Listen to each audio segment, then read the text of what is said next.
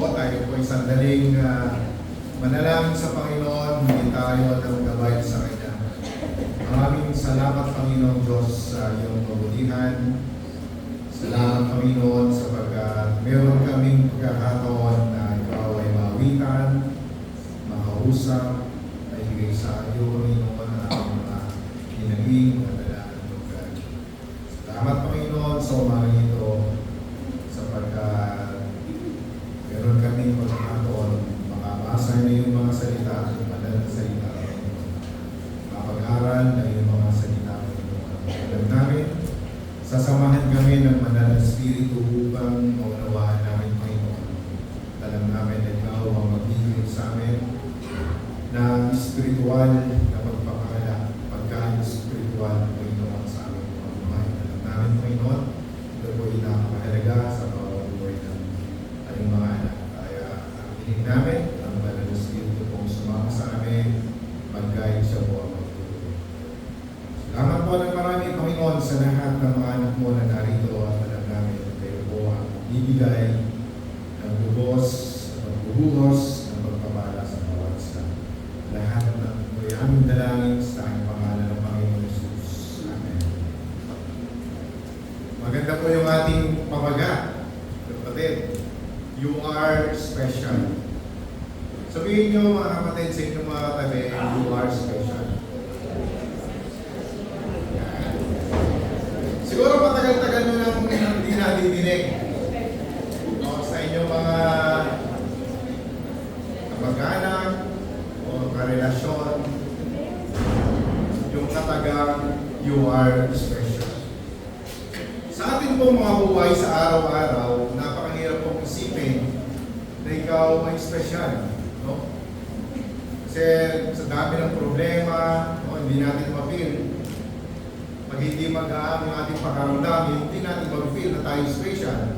Sa dami ng mga inaalala natin, sa dami ng obligasyon, sa dami ng mga may sakit sa atin, lalo-lalo na sa ating mga relatives, may mga problema sa school, sa trabaho, sa pinansyal, paano natin masasabing tayo ay special? Napakaganda po ng isang ilustrasyon na nabasa ko. Sabi doon, meron pong isang tagalilo o isang wood worker. Ang pangalan niya, Eli. No? Gumagawa po siya ng mga wemix. Tawagin natin wemix. Sila po yung mga tao kahoy. No? Yung po ay nililulog na sa kanyang shop na nasa isang mataas na lugar na village o hill ng bundok. Every wemix ay may pagkakaiba-iba. No? Walang pagkakapare-pareho ang gawa niya. Merong mataas, may matangkad, may maiksi ang bias. Yung iba naman ay nakasalamin, yung iba ay wala. Yung iba ay chubby, yung iba ay petit. Kinaganda natin para hindi siya masakit. Dahil pag sinabi yung mataba, baka tamaan ako.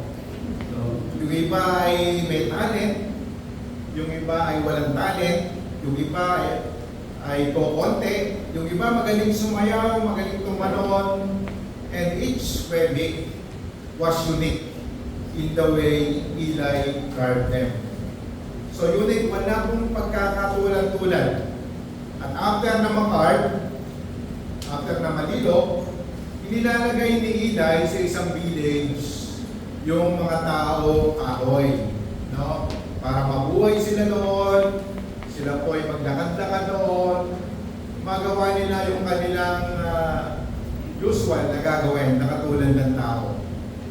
And every wemix, may daladalang kahon, may daladalang yung kahon nila may laman na golden stars at mga gray dots. No?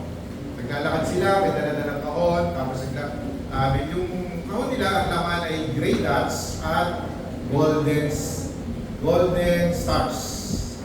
Sa araw-araw, habang naglalakad sila, ang trabaho nila, kapag nakakita sila ng talented, magaling, ang gagawin nila, lalagyan nila ng golden stars.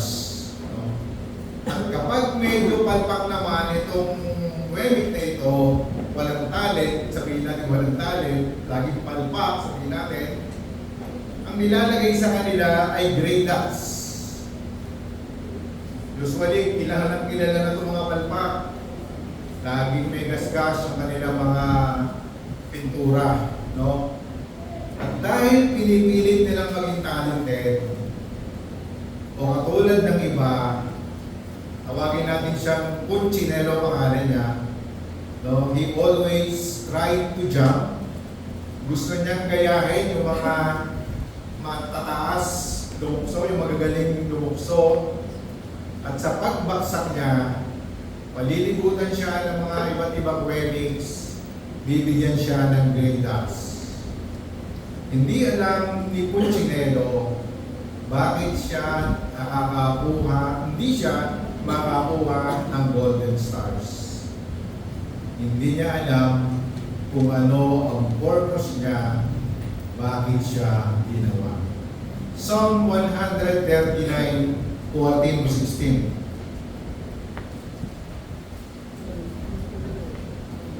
I praise you because I am fearfully and wonderfully made. Your words are wonderful. I know that full well my frame was not hidden from you when I was made in the secret place. When I was woven together in the depths of the earth, your eyes saw my unformed body. All the days ordained for me were written in your book before one of them came to me. Kailangan pong maintindihan natin ito mga kapatid. Just like Punchinello, bakit siya ginawa? Number one, we made with detail. So, bakit kailangan mag-compare? Lagi po natin inaalagay sa isip natin, never ever compare. Don't ever compare. Huwag mong ikukumpara ang iyong sarili sa iba. No? Umpisahan natin sa mga babae. Sa palagay niyo mga kapatid, bakit sobrang special na mga babae? Sa tingin ko kapatid, very special sila sapagkat sabi ko nga, huli-huli ang ginawa, na-prepare na lahat, saka sila nilikha. No? Alam nyo na dahilan. Bakit? No? Dahil kung hindi pa, kung sila po ay sa unahan ginawa, hindi pa tapos ang creation ng Lord. No? Na-prepare na ang dilim, na-prepare na ang liwanag, na-prepare na ang katubigan, na-prepare na ang kabundukan, mga kalupaan, pati mga asawang sisisihin at piniprepare na ng Panginoon. No? Kaya napaka-special ng babae. Very special sila sapagkat sila po ay kinuha sa tadyag ng lalaki. No? Kaya tinawag na woman, ibig sabihin, sila ay kinuha sa womb o paman.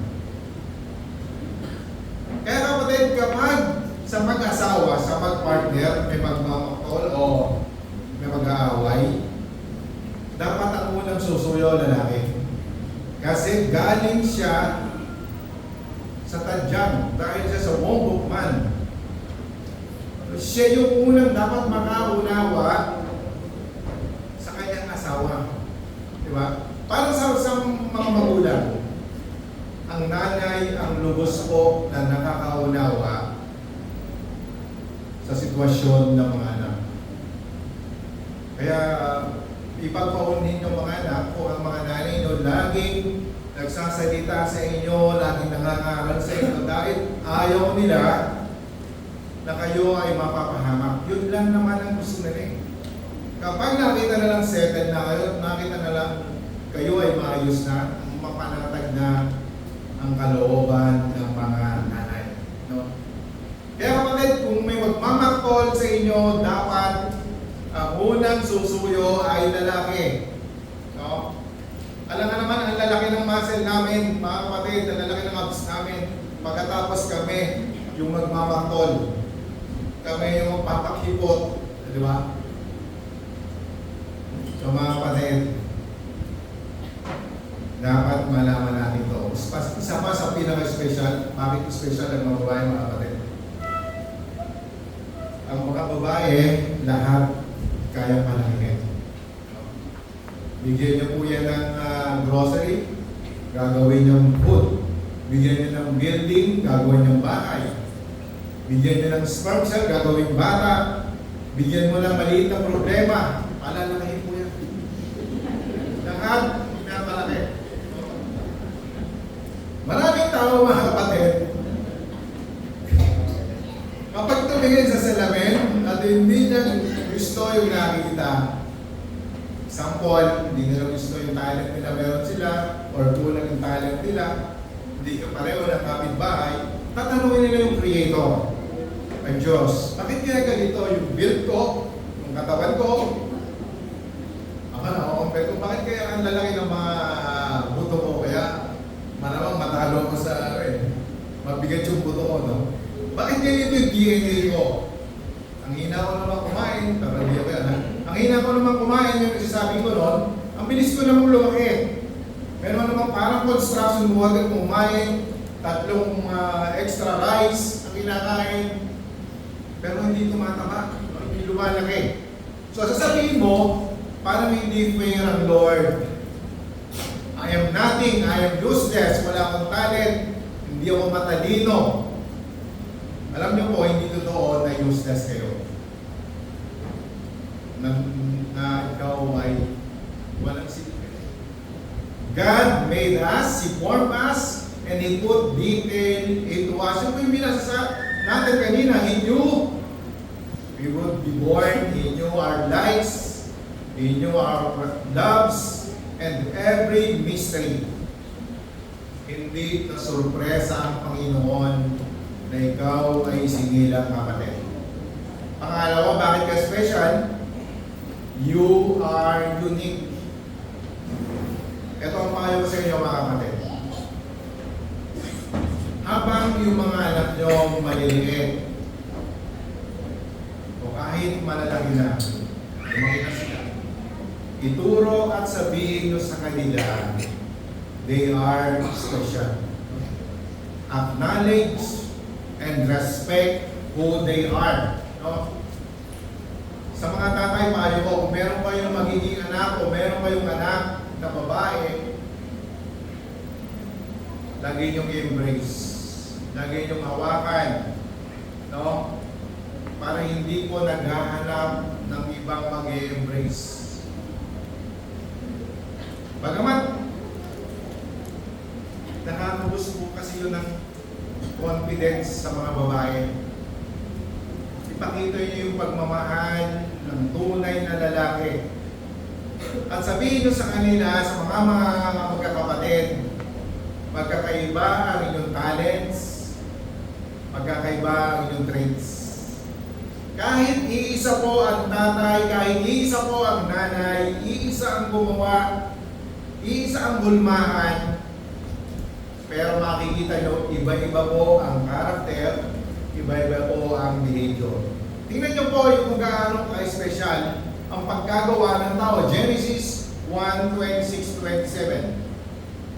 Then God said, let us make mankind in our image, in our likeness, so that they may rule over the fish in the sea, and the birds in the sky, over the livestock, and all the wild animals, and over all the creatures that move along the ground. So God created mankind in His own image. In the image of God, He created them. Male and female, He created. Dito po, sa verse na ito, soul pa lamang po yung pinag-uusapan. Kasi yung image ng God, diyan, ang ibig sabihin po, means invisible but real. No? Kaya wag po tayong magkakamali na pag in-interpret natin na may image pala yung Diyos.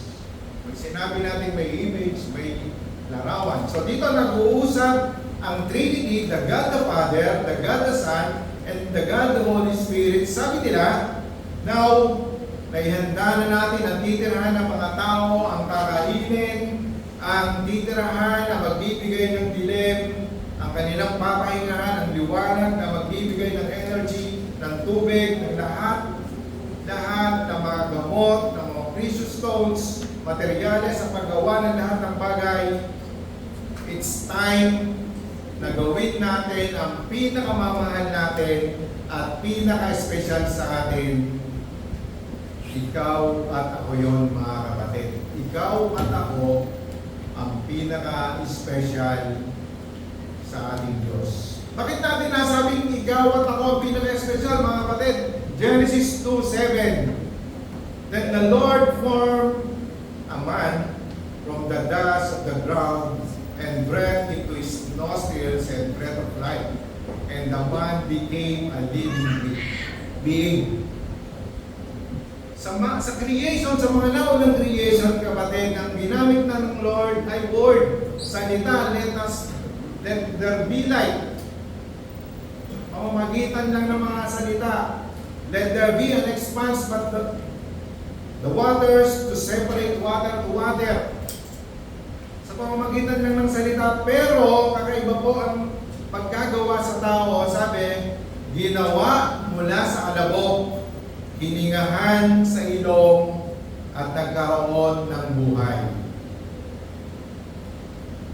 Kaya kapatid, imposible na ang tao ay mabubuhay ng walang Diyos. Napakahirap po, imposible, sapagkat ang Diyos ang nagbigay sa atin ng buhay. Kita nyo po, extraordinary and unmatched creation of both physical and spiritual unity.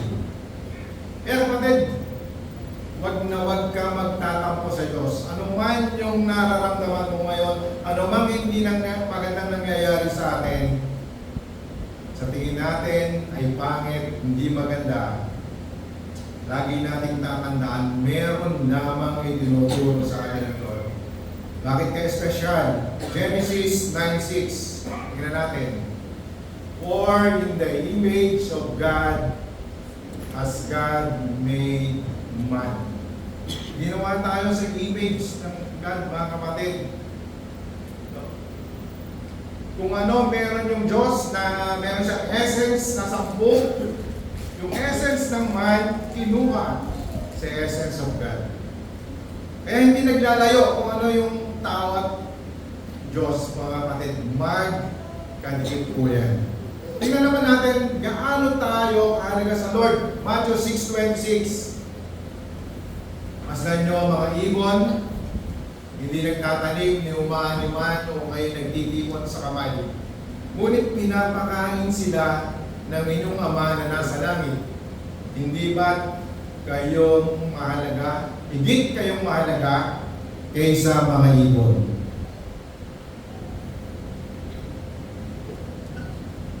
Ang mga ibon, kumakain. Hindi nagtatrabaho. Lipad ng lipad. Hindi nauubusan na makakain. Pinoprovide ng Diyos. Nakakapag-travel sa ibang bansa, mga kapatid. Ang mga ibon, kahit walang mga passport. Alam mo yung mga ibon na mga puti, nakikita nyo sa mga tubigan, sa mga dadaan kayo sa coastal, galing po sa ibang bansa yan, mga puti. Mga migratory bird po yan. Kasi sobrang lamig sa kanilang bansa, kaya sila po ay dumadayo dito sa atin. Kapag hindi na po malamig sa ibang bansa, sa kanilang bansa, babalik na po sila. So napaka-swerte naman itong mga ibon nito, nakakapag-travel sa ibang bansa. Pero tayo, mas mahalaga tayo sa ibon, mga kapatid. Kahit hindi po tayo makapag-travel sa ibang bansa, magamat meron tayong mga kapatid na nakakapag-travel. Pero sa ibang panahon, sigurado makakapag-travel din tayo. Mas mahalaga po tayo sa ibon, mga kapatid. Kaya wag niyong iisipin na lagi tayong kulang. Na mas maganda si Bunso kaysa kay ate. Mas lovable si ate kaysa kay Bunso. Bakit kaya natin nasasabing gano'n?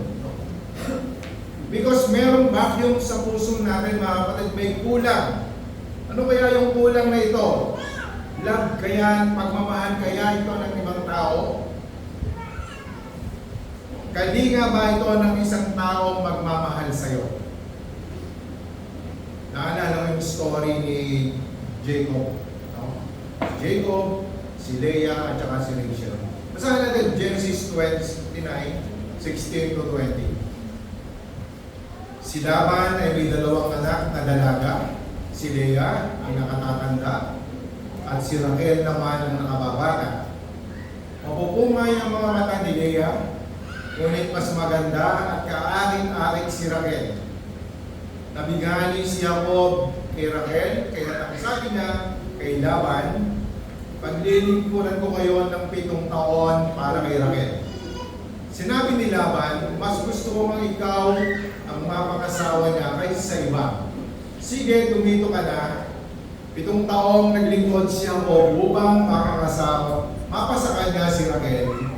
Ngunit iyon ay parang katumbas lamang ng ilang araw dahil sa laki ng kanyang pag-ibig dito.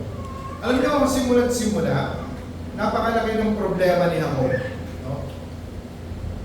Mula kay Abraham, kanyang lolo, kay Isaac, si Isaac, si Boy, pagkatapos si Isaac, nagkaroon ng anak, si Esau, at saka si Jacob. Si Esau ay very proud, very spoiled, kasi panganay, alam niya na sa kanya mapupunta ang blessing ng kanyang tatay. Para umiksihan mo ang ating kwento, hinanting ni Esau si Jacob dahil nadaya niya si Jacob para sa blessing ng pagkapangalan. So kaya tumakas si Jacob, pumunta, nagtago, iniwan ng kanyang tatay na Isaac at sa kanyang tatay, ang kanyang nanay Rebecca. At napunta siya sa kanyang pagtaka sa kamag-anak ng kanyang nanay at dito niya natagpuan si Laban, yung kanyang uncle Laban. Sabi po sa Hebrew text, sa binasa natin, si Rachel ay napaka-sexy, may great figure. On top of that, siya po ay maganda. No? Sexy, parang bote ng Coca-Cola. And the text showing that Jacob ay sobrang lovesick dito kay Rachel. No? Na-starstruck siya. Unang kita pa lamang niya kay Rachel, sobrang ganda nito. Ito na mapapangasawa ko. Na-overwhelmed siya sa gandaan ni Rachel. Kaya nag-offer po siya ng 7 years kay Laban. Kaya ito ang gagawin ko sa iyo. Maglilingkod ako sa 7 years. Alam niyo yung 7 years, sobrang dote yun o dowry po yun ng mga panahon na yun. To make the story long short, nadaya si Jacob kay Laban. Nung dumating na yung 7 years, isang gabi ng kasiyahan, imbes na si Rachel ang ibigay, si Leah ang ibinigay ni Laban. Si Leah, ang sabi doon, yung mapupungay, pero sa original translation ay mayroong weak eyes. Ibig sabihin, maaaring may bad sight, o sa Tagalog, mapupungay yung mata, or cross eyes. No, hindi natin alam talaga kung ano ibig sabihin. Ang tanong mga kapatid, pinaboran ba ng Diyos si Rachel kaysa kay Leah? Si Leah ay si Rachel, sexy, maganda, kaakit-akit, mas pinaboran ba ng Panginoon si Rachel? Mas nakakalamang ba siya? Remember kapatid, lahat tayo unique at special ang pagkakagawa sa atin ng ating Panginoong Diyos. Genesis 29:31 to 35. Alam ni Yahweh na si Leah ay di gaanong mahal ni Jacob. Nakita niya mga kapatid, naging asawa pero hindi mahal. Kaya't niloob niyang magkaanak na ito, samantalang si Rachel ay bahog. Lalaki ang unang anak ni Leah. Ang sabi niya, nakita ni Yahweh ang aming suliranin. Ngayon, tiyak na mamahalin ako ng aking asawa. Kaya Ruben ang pinangalan niya rito. Nagdalang tao siyang muli at lalaki naman ang kanyang naging anak. Kanyang sinabi, kaloob din ito sa akin ni Yahweh, dahil narinig niya ako hindi mahal ng aking asawa. Tandaan niyo yung mga word dito, mga kapatid. Kaya tinawag niya naman itong Simeon. Muling nagdalang tao si Leah at lalaki uli ang naging anak. Sinabi niya, lalo akong mapapalapit sa aking asawa sapagkat 3 lalaki na ang aming anak, at tinawag niya itong Levi. Nagdalang tao siya muli at lalaki pa rin ang kanyang anak. Sinabi niya, ngayon pupurihin ko si Yahweh, kaya tinawag niya itong Huda. Pagkatapos nooy, hindi na siya nagkaanak. Iniisip ni Laban na wala nang magkakagusto o magbibigay ng dote dito para kay Leah, kaya binigay niya kay Jacob. Pero ang laging nasa isip ni Jacob ay si Raquel. Pinaburan ba ng Panginoon si Raquel kaysa Leah? Tingnan natin yung chart na ginawa ko, kapatid. Si Jacob, medyo maraming naging asawa. Si Leah, una, tapos meron po siyang sa servant, ang pangalan ay Zipa. Nagkaroon po din siya ng 2, si Gad at si Asher. Si Raquel ay huli na pong nagkaanak. Ang naging anak niya po ay si Joseph at saka si Benjamin. At meron po siyang servant, kasi nagkahilihan sila eh. Madamihan kami ng anak, kung sino ang mas maraming anak, siguro kami yung mas mamahalin ni Jacob. So may servant si Raquel, nagkaanak si Bilha, ang pinangalan ay Dan and Naphtali. Bakit ko bilang ito, mga kapatid? Makapansin nyo, kay Leah, in-underline natin si Judah. This child Judah, manggagaling sa lahi niya ang true king, the Messiah, ang ating Panginoong Jesus, ang nag-iisang tagapagligtas. Sa isang babae that nobody wanted, God loved and made her the ancestral mother of Jesus. Salvation came into the world, no? Hindi sa isang maganda at kaakit-akit si Raquel, but sa unwanted one and the unloved one. Kaya huwag kayong magtataka, mga kapatid, kapag yung mga Pilipina pinili ng mga foreigner, huwag kayong magtataka, mga kapatid, kasi ang mga Pilipina gustong-gusto po yan ng mga foreigner. Kasi ang mga Pilipina, yan po ay mga unique and exotic. No? Now, ang tanong, mga kapatid, does God likes the underdog? Gusto ba ng Panginoon yung mga underdog? Kasi underdog na underdog si Leah. Ang sagot, absolutely no. No? Ito po ay napakalaking regalo kay Leah. Isang napakalaking regalo kay Leah po ito. Ang sabi sa text, when the Lord saw that Leah was not loved, He loved her. So kaya kapatid, kung naisip mo na walang nagmamahal sa'yo, isipin mo may nagmamahal sa'yo.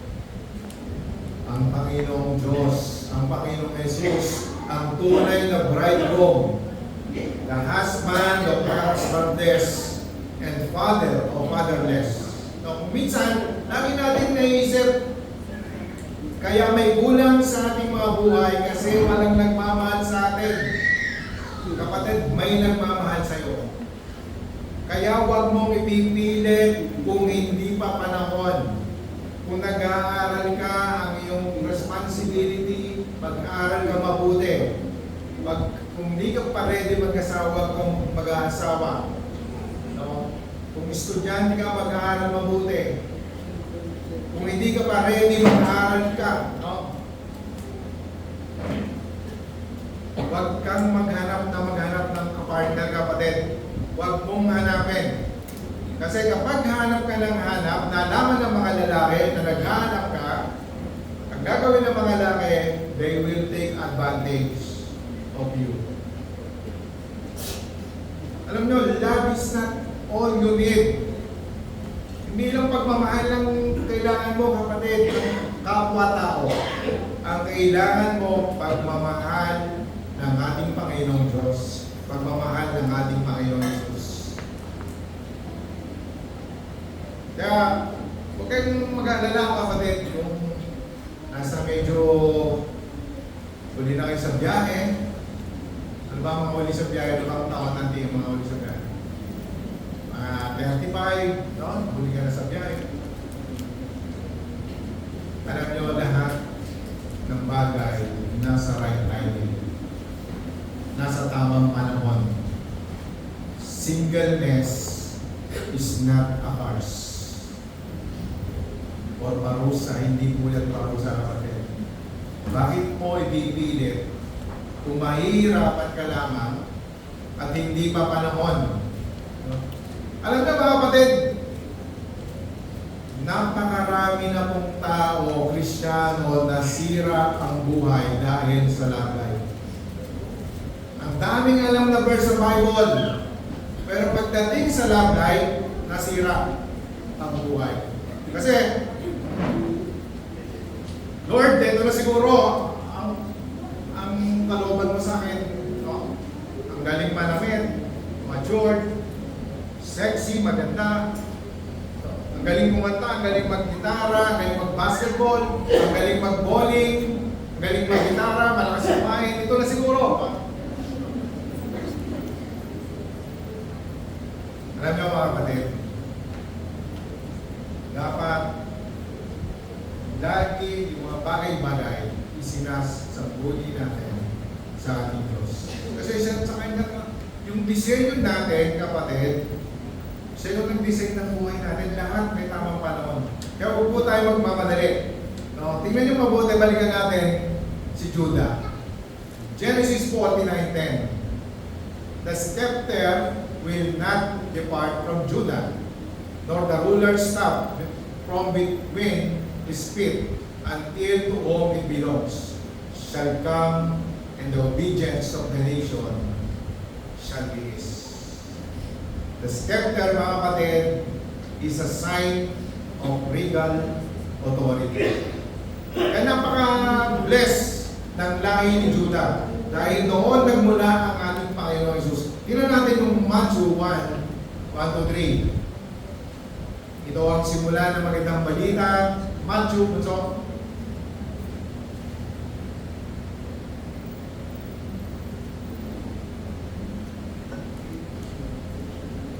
Sabi doon mga kapatid, para genealogy lang naman ito ng ating Panginoong Jesus, para lang makita natin. The historical record of Jesus Christ, the son of David, the son of Abraham, Abraham fathered Isaac, Isaac fathered Jacob, Jacob fathered Judah and his brothers. At kapag dinire-diretso nyo yan, patungo na yan sa ating Panginoong Jesus. Why you are special, kapatid? You are enough. You are enough. Sapat ka na. Yung feeling na insufficient, yung feeling na ikaw ay not capable, yung feeling na inadequate and inferior, yan po tayo minsan. No? Lagi natin sinasabi, I'm not good enough. Mas magaling sa akin si ganito, mas mahusay sa akin ito, mas talented sa akin. Gagawin natin lahat para makuha yung approval ng mga tao. Kapatid, stop saying that I'm not good enough. May isa kong napakalaking pagkakamali na paulit-ulit yung kasalanan kong nagagawa, laging nananalo ang kaaway sa buhay ko. Remember this, kapatid. God believes we are enough for Him to send His Son to die for us in our sinful state. Romans 5:8, hindi nyo ito, napakaganda nito. But God demonstrates His own love for us in this: while we were still sinners, Christ died for us. Tingnan nyo mga kapatid, kung hindi tayo special, kailangan pa bang mamatay ng Panginoong Yesus sa krus ng Kalbaryo? Kailangan pa bang bayaran ng ating Panginoong Yesus ang ating mga kasalanan at iligtas tayo sa tiyak na kapahamakan?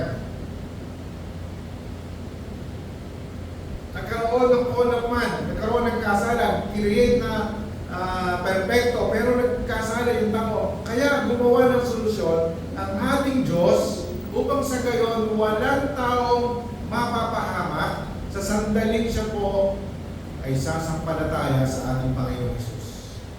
Ephesians 5:2, and walk in the way of love, just as Christ loved us and gave Himself for us as a fragrant offering and sacrifice to God. Sige yun, kapatid. Ang Panginoong Yesus, Diyos, pero hindi pinilit na kapantay ng Diyos. Siya na walang kasalanan, isinakripisyo ang kanyang buhay upang sa gayon siya na anak ng Diyos took on the punishment that we deserve so that we might go free. Para po tayo mapalaya dahil sa pagmamahal sa atin ng Diyos, inialay ang buhay ng ating Panginoong Yesus upang maging karapat-rapat po tayo sa harapan ng ating Panginoon. Pangatlo, you matter, kapatid. Special ka dahil nagmamatter ka. Dito tayo makakakuha ng maraming prinsipyo, mga kapatid. 1 Peter 2:9 and 10.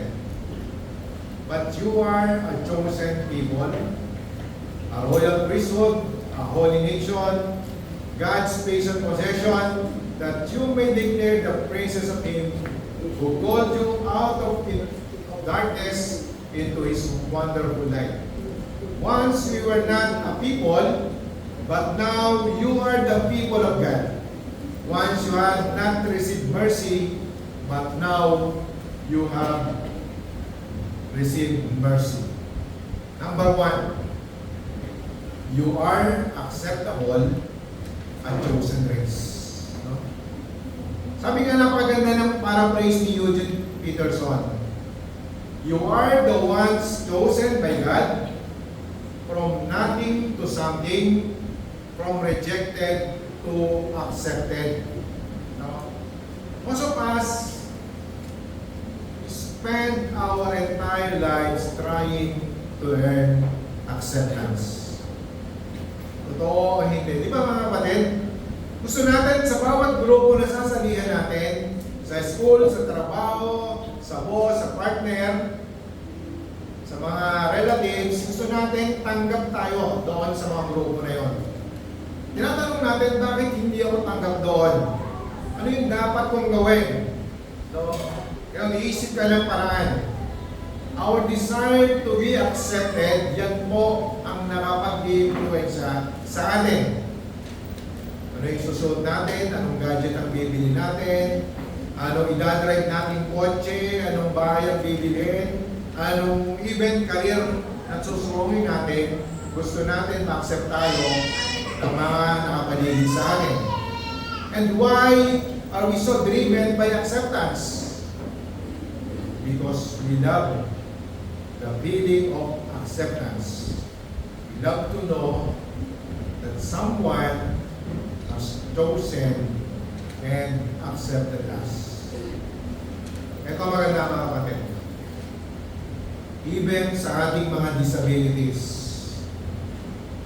mga shortcomings, mga kapalpakan, mga insecurities, mga immaturity, God accept us as we are. No conditions, no restrictions. Di ba sa mga basketball, sa mga team, o sa mga grupo na mga sports. Ang gusto natin, mga kapatid, mapili tayo, mapasama tayo dun sa team na may mga best player na magagaling. O, di ba? So, dapat, kapag pinili na tayo, especially ng Diyos, alisin natin yung mga negative thinking, ang mga self-pity, ang mga pag-worry. Because ang sabi po dyan, mga kapatid, sa binasa natin, for you are a chosen generation. Kaya dapat, kapatid, meron tayong reason para mag-celebrate. Magpuri sa Lord, for we are a chosen generation. Siya po yung pumili sa atin at hindi tayo ang pumili sa Kanya. We love because He first loved us. Alam mo naalala ko si Sakeo, na isang napakamakasalanan tao, ang sabi ng Bible, ang Panginoong Hesus ang nakakita sa kanya. Sa dami-dami ng sumusunod sa Panginoong Hesus, sa dami ng mga sumusubaybay sa kanya, dahil napakaraming ginagawang milagro, nakita niya ang puso ni Sakeo na handang magbigay, magsuko ng kanyang buhay. Kaya pinili ng Panginoong Hesus si Sakeo, puntahan sa kanyang bahay. Pangalawa, you are valuable a people or His possession. Natanong niyo sa akin ng mga sarili kapatid, how much do you think you are worth? Gaano ka sa iyong isipan, natanong mo ba gaano ka kahalaga? Ano yung halaga mo? Your self-worth. What's your value? Napakagandang sabi sa Scripture, 1 Corinthians 7:23, you were bought at a price. Do not become slaves of human beings. Sabi, sino may nag-aari sa atin, anong binayad sa atin? Malinaw na malinaw ang pinambayad sa atin ay dugo ng ating Panginoong Hesus. Kamatayan ng ating Panginoong Hesus. O siya na hindi nakakakilala ng kasalanan, ginawang makasalanan ng Diyos upang sa gayon maging makatwira tayo sa kanyang harapan. God exchanged His own Son for you, mga kapatid. The cross proves your value. Jesus gave His life for you. So dapat walang magsasabi sa atin, I am nothing, isa akong maling pagkakamali, anong klaseng buhay ito, hindi ko na kaya, tatawid na ako sa kuryente ng Meralco, at ano na ako sa flyover, no, nakakalungkot. Nakita natin sa mga FB, isang best, merong tumunan sa flyover, nakuhanan pa ng video, pataligod siyang tumulong na gano'n. Pagkatapos, may natamahan pa rin siyang motor pagbaksak. Nakakalungkot yung mga gano'n. At yung isang tao na ilang oras, 30 hours yata sa taas ng poste ng Meralco, tumutulay. Sobrang nakakalungkot yun, kapatid. Kapag may mga taong hindi na talaga kaya, yung kanilang mga buhay, isa lang kasi solusyon, kapatid, yung lumapit tayo sa Panginoon. Pangatlo, kapatid, dapat mahit kay special, you are capable, no? A royal priesthood. Sabihin nyo, parang nakakatakot, magiging priest kami, no? Magiging pari ako. But Apostle Peter is saying, may dalawang benepisyo ang pagiging priest that available to everybody who is believer of Christ. Number one, we have direct access to God. We have right to go directly to God. Hindi na po natin kailangan mag-pray kung kani-kaninong saints o kaninong tao. Hindi na natin kailangan makumpisal kung sinong tao. Hindi na natin kailangan kung sinong maka-experience para sa Diyos. we can direct sa Diyos. Meron tayong direct access, mga kapatid. In the name of Jesus. Ang Panginoong Diyos, ang alam nyo gano'ng layo na sa atin. Ang agwat na sa atin. Isang panalangin naman. In the name of Jesus. Makakarating po ang ating mga mananangin.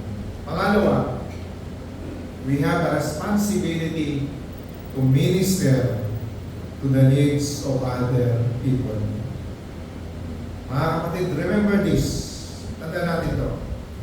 Every Christian is a minister, not a pastor, but a minister. Sabi ng Diyos that you and I, ikaw at ako ay binigyan ng gift for ministry to serve other people. Wala accepted. Kaya kung ano yung magandang balita na natanggap mo mula sa Panginoon, kailangan ibahagi natin sa iba. Yung purong salita ng Diyos. Walang halo, walang daya. Ibibigay natin sa ating mga nakakasalamuha, sa ating mga relatives, sa ating mga kaibigan. At ito sa payo ko, mga kapatid. Habang maliit yung ating mga anak, habang mga bata, isama natin sa church. Turuan natin ng patungkol sa Panginoong Jesus. Huwag po natin gawing optional, kapatid, ang pagdalo sa church. Why? Kapag ipinakita natin sa ating mga anak na optional ang pag-attend sa church, dadating po ang panahon, optional din po sa kanila ang pagdalo sa church. Ang pag-attend ng worship service, ang pagbuburi sa Panginoon, ang pagbibigay ng pasasalamat sa Lord. Alam niyo, mga kapatid, ang pagiging malapit sa Diyos, ang pinaka-best na maibibigay nating regalo sa ating mga anak, sa ating mga mahal sa buhay. Wala na kung iba. Yes, magaganda yung mga kotse, mga material na bagay, sapatos, sasakyan, bahay, maganda po lahat. Pero ang pinaka-best na maibibigay natin sa kanila, mailapit natin sila sa Panginoong Jesus. Mailapit natin sila sa Diyos. Kasi kapag nataliman po natin sila ng salita ng Diyos, mababawasan na yung mga worry natin kung nasaan sila, saan sila nagpunta, di pa umuwi, di pa nagme-message. Remember this principle of the Bible, kapatid, James 4:8. Draw near to God, and He will draw near to you. Tayo po ang magtatakda ng ating relasyon sa Diyos. Draw near to God and He will draw near to you. Pansinin niyo, mga kapatid, kapag hindi ka nag-church, hindi ka nag-pray, hindi ka nag-praise and worship, hindi ka nag-confess, may tinatago ang kasalanan, di ba parang napakalaki ng kulang sa atin? Di ba parang ang layo natin sa Diyos? Di ba parang hinang-hina ka? No? Kung ikaw ay tunay na anak ng Diyos, kapatid, kung ikaw ay tunay na Kristyano, iyon ang mapipil mo dapat dahil nalulungkot ang Holy Spirit na hindi tayo nakakadalo sa church. So tayo po ang magsisilbing tulay. Yung priest po, ang Latin word ay bridge. Tayo mga Kristyano ang magsisilbing tulay sa ating mga minamahal sa buhay, sa ating mga kakilala, mga katrabaho, upang magkaroon ng pangunawa sa Panginoong Jesus. Gagawa tayo ng paraan. Tayo yung magiging instrumento para makakilala sila sa Panginoon. As the old saying, we are saved to serve. Huwag kayong matatakot na maging priest, na maging pare ng Panginoon. Number 4, you are forgivable. You are so special to God because you are forgivable. Alam nyo, ang pinakamagandang gagamitin mong word para malaman mong special ka, 3 words. You are forgivable. Ulitin natin, 1 Peter 2:9-10, but you are a chosen people, a royal priesthood, a holy nation, God's special possession, that you will declare the praises of Him who called you out of darkness into His wonderful light. Once you were not a people, but now you are the people of God. Once you have not received mercy, but now you have received mercy. Napakaganda niyan, kapatid. When we come to Christ, our sins are wiped out. We will not accountable for them. They are forgotten. They're gone. They're erased. No? Treated as though they never existed. Bakit kaya kalilimutan niyo, kapatid? Tingnan natin 1 John 1:9. If we confess our sins, He is faithful and just and will forgive us our sins and purify us from all unrighteousness. Bakit kaya kalilimutan na yung mga kasalanang pambababae, bisyo, words ng murder, mga pagnanakaw, pagsisinungaling, pagiging unfaithful? Bakit kaya kalilimutan na yun? Bakit ibabaw ng salimot? Bakit hindi nakakalkalin pa yung mga nagawa nating kasalanan sa sandaling ipahayag natin ito sa Panginoon? Sabi niya, He is faithful and just and will forgive us our sins and purify us from all unrighteousness.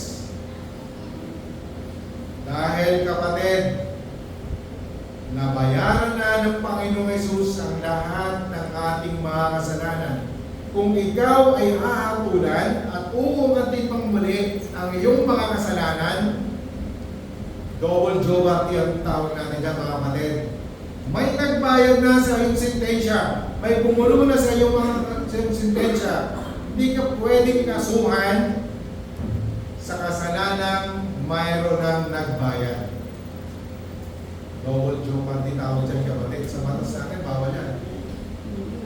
Nabayaran na, tapos nasintensya na. Nabuno na yung sintensya, tapos uungkatin ulit. Nabayaran na ng ating Panginoong Hesus.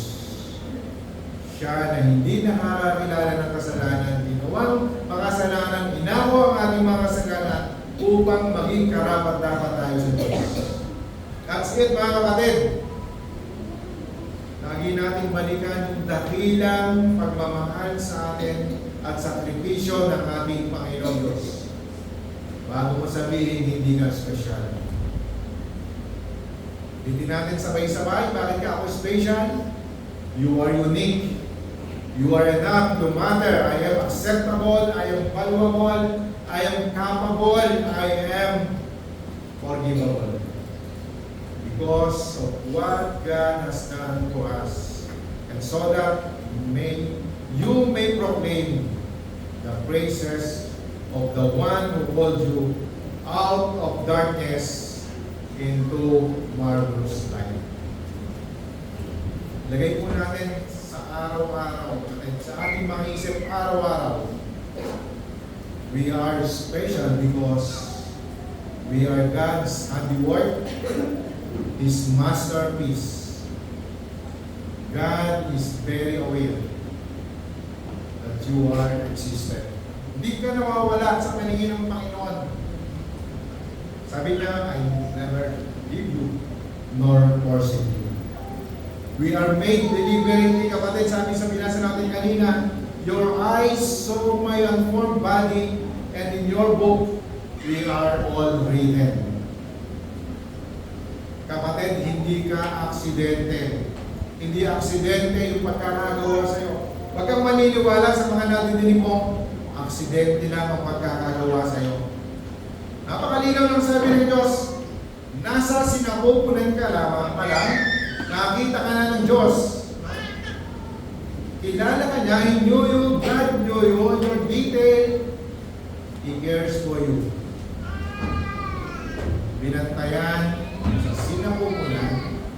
hanggang makalabas ka sa sinapupunan, hanggang naririto ka na, hanggang makakilala ka sa Kanya. Balikan natin si Punchinelo, kapatid, sa kwento natin kanina. Nisip niya, hindi siya special. No? Hindi niya nagagawa yung mga ginagawa ng iba. Hindi niya kayang tumalon ng mataas. Hindi siya magaling kumanta, hindi marunong siya ng gitara, hindi siya marunong magluto, hindi siya magaling sa academics. And pinipilit niya maging katulad ng iba. Kaya lagi siya nakakakuha ng grade dance. At hindi po siya nakatiis, pumunta siya kay Eli, nagumuha sa kanya. Sabi niya, Eli, I think I am not special. Mga aking pintura, puro gasgas na, saka tatalon, saka pipilit na maging sila. Puro grade dance na nakukuha ko. Wala akong makuha ng golden stars. Sabi ni Eli, I think you're pretty special. Sabi ni Punchinelo, why do I matter to you? Why do I matter to you? Sabi niya gano'n. Because you're mine. That's why you're special to me. No matter what you think about, God think about you. You're made with direction. Hindi ka ginawa para mahirapan. I'm sure and 100% na mayroong glory na naghihintay sa atin na tunay na kaharian ng Diyos. Remember this, kapatid, you're special because God made you and God don't make mistakes. Tayo ba yung manalangin?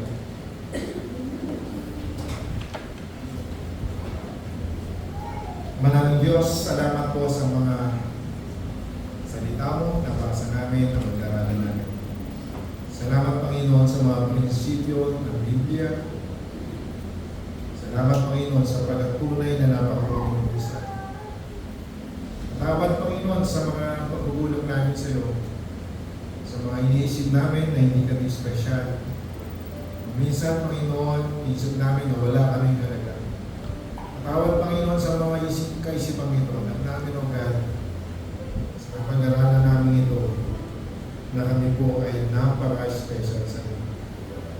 Sabi mo nga, Panginoon, yung mga salita, bago mayroong isang nakakilala sa iyo, ang mga anghel sa langit ay nagpupuri, nagagalang, sapagkat natagpuan ka ang iyong kanya. Salamat po ng maraming Panginoon. Tulungan mo po kami sa buhay, mamuhay, itong mga salita mo, Panginoon. Tulungan mo ang turuan, aming mga puso-isipan, lumakad sa iyong kagustuhan, sa iyong kalooban, Panginoon. Salamat po, Panginoon Diyos. Sapagkat ikaw ang Diyos na umahawak sa aming mga buhay. Ikaw ang Diyos na mga pangyarihan na nakarahalak ng lahat ng bagay.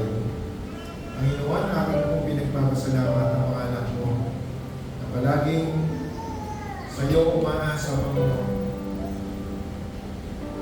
Nagpapakumbaba anuman yung mga nararating mo, God, sapagkat ikaw lamang, Panginoon, ang aming pag-asa sa aming mga buhay. Ang gusto mo, Panginoon, maging humble kami sa iyong harapan. At ang lahat ng bagay, Panginoon, ibigay mo po sa iyo. Salamat po at maraming Panginoon, sa bawat isang narito. Mga kapatid namin na hindi namin nakasama, Panginoon, kayo po ang muna sa amin. Kapatid namin may mga nararamdamang hindi maganda, Panginoon, kayo po ang pagaling sa amin.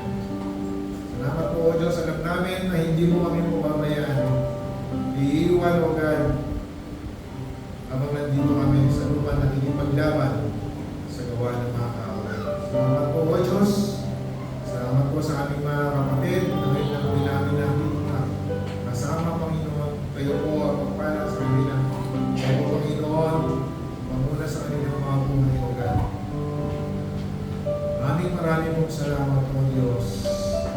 Lahat po na may aming dalangin sa pangalan ng Panginoon Jesus. Amen.